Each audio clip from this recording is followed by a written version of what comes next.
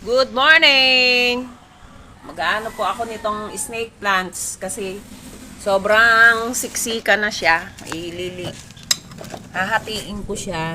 Ilalagay ko sa ibang paso yung kalahati. Kasi may mga nanghihingi. Yung nanghihingi sa akin nitong snake plants. Iaano ko siya.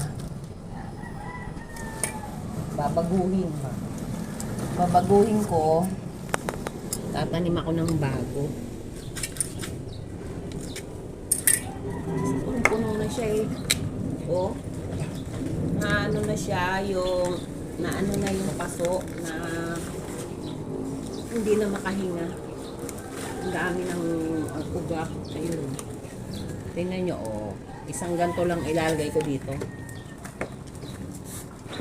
Kasi, pag siksika na, hindi na rin silang healthy. Kaya kailangan, may mga kumari akong gusto nito o ng mga pantanim. Paayaan namin. Madami to. Ang daming puno. Hihingi pa ako ng lupa para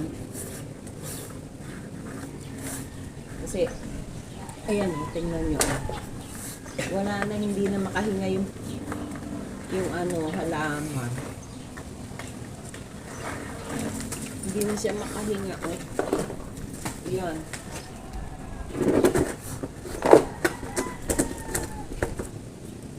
Tingnan nyo, Tingnan nyo, ang dami-dami nila, tingnan nyo, ang dami-dami.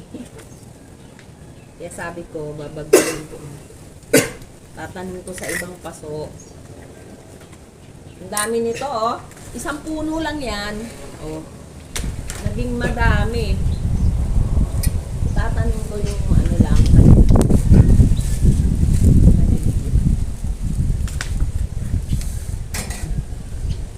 Tingnan nyo, nagkaroon ng maraming ugat. Kasi maano yung lupa, mataba. Kaya dumami na siya. Yung snake plants po kasi pwede yan pang indoor. Sa loob ng bahay. Maganda rin dito sa bahay, sa pinto.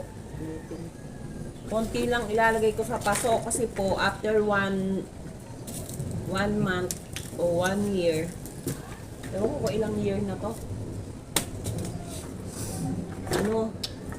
Hindi na siya makahinga.